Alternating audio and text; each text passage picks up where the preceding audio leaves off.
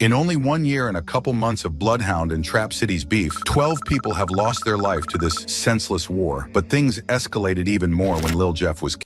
We're going to be talking about how the Bloodhounds killed an op as get back for Lil Jeff, but also would double back and kill the op's sister, who was a mother of three kids. We all know how the beef between Trap City and Bloodhound started. After almost a decade of these two hoods being locked in, one day Lil Jeff would ask to borrow Trap City Carter's chain, which is worth $80,000. A couple days go by, and Lil Jeff would go ghost and stop answering their calls and would be acting weird. Fast forward, a couple days later, they would be able to get in contact with Lil Jeff, and he would go on to explain how he got in a high-speed chase and lost the chain, but still has the pendant.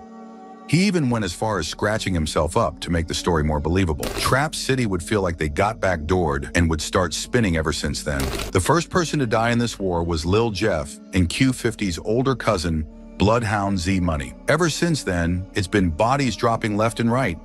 Fast forward a year later, June 8th, 2024, Lil Jeff, Q50, and two other Bloodhound members went to go slide on Trap City's block. It was broad daylight, but that wasn't stopping nothing. Bloodhound Lil Jeff would catch Trap City Glenn outside. An op he tried before, but unfortunately for Jeff, Glenn had survived. This time Lil Jeff wanted to make sure he got the job done. Bloodhound Lil Jeff would hop out the car and start chasing Trap City Glenn. Glenn would run inside the closest house he can find. This house would end up being none other than the Demon Slayer himself, Trap City Rob. Rob would come outside with a Glock, and Lil Jeff would be hit 19 times in the chest. As all this was happening, Bloodhound Q50 was scared to push, leaving Lil Jeff to solo duo the mission. As Jeff was getting shot, Q50 would slip and fall after getting caught off guard, witnessing his right-hand man getting shot.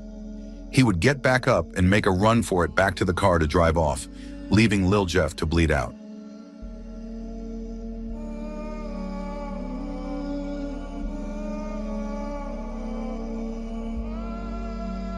Bloodhound Q50 would realize what he just did and would spin back to get Lil Jeff from the ground and take him to the nearest hospital. As all this was happening, the police were DingDingDing.com. Major times 8! That's like 600 sweeps. Were tracking them down, but realized the car they were in was stolen and also had a stolen license plate. They were able to get a picture of Q50 and T-Slick dropping Lil Jeff off at the hospital. After all this happened, Trap City would waste no time to celebrate as their main op was just exterminated. The internet would even award Rob the Defensive Player of the Year after taking down one of Chicago's top serial killers. Trap City went as far as making a vlog and going to the exact place where Lil Jeff died and would mock and reenact how he died. Hey, this is what he did on the camera.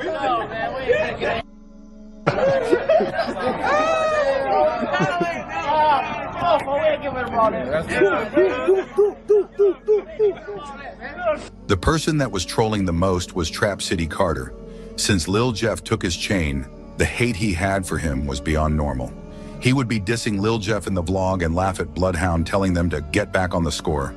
Clips of this interview would be previewed on Instagram before it was dropped, and it would go viral, leaving the Bloodhounds looking like some created players that just got the belt put on them. There's a video clip of Lil Jeff telling Bloodhound T-Slick, if anything ever happens to him, to go and slide for him. They say I'm dead, tell them to get back. Oh no, they still finna go spin for me though. Just like Ricky, he couldn't duck the switch, he got hit on his back. He still finna spin for me. That boy hella scary, got caught in rap. Yeah, or not. Folks say he still finna go spin for me. And that's exactly what they did. Not even 24 hours of this clip going viral. Trap City Carter would be and Bloodhound Q50 and all the other Bloodhound members would take it to Instagram and hint how they got back for Bloodhound Lil Jeff, and that the ops can't troll them anymore. On the way back, I had to catch us a hat. Trap City down till they get back. I'm talking about, cause it's a pack, he should never lack. I heard his call photos the dome, get called back, you won't make it back home. Called the nigga in traffic looking down at his phone. Lil Pooh did Z, now Lil Pooh gone.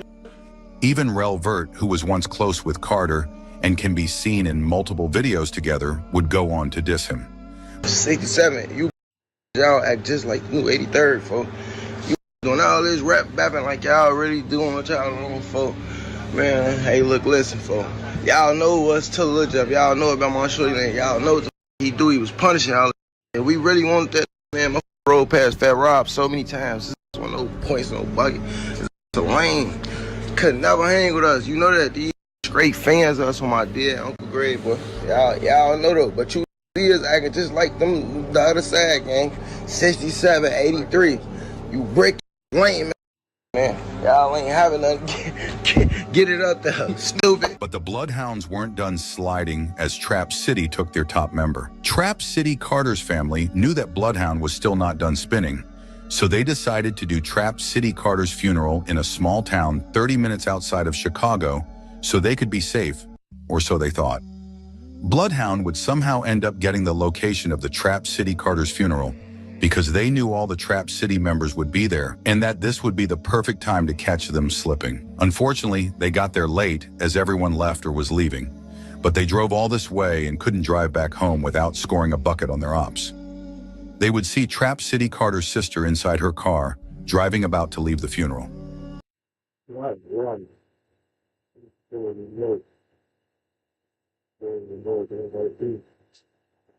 They would fire her car up with bullets, striking her, leaving her to lose control of the car and crashing into a nearby brick wall. Police say the driver of a white Jaguar was killed as she took part in a funeral procession.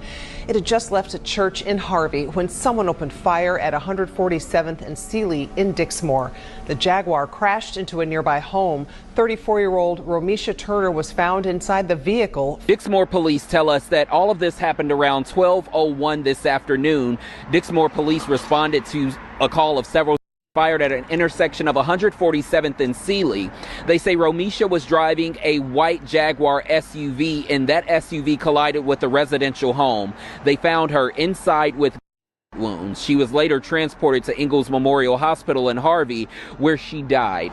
Police say that she was part of a funeral procession that just left St. Mark's Church in Harvey, just about a block away from where this took place. You can see the damage left there behind at that scene on 147th and Sealy. You can see it still shows some tire marks in the grass. You can still see that there's a lot of damage to this homeowner's property as well. And I think one of the saddest things that you find there still left behind is Romisha's shoe. She would be pronounced dead on arrival. Trap City Carter's sister was a 34-year-old mother to 3 beautiful young ladies. She lost her life in this senseless a war that started over something pathetic.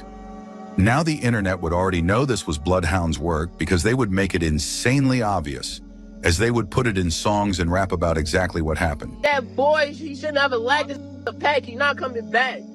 Oh my dead cuz. I up the 6, then went back to the rack. I know that I was mad, like how the I did that. My cousin. Usually the kids and women are considered out of bounds in the streets, but I guess the rules are different here in Chicago. Let us know what you think down below, and don't forget to like and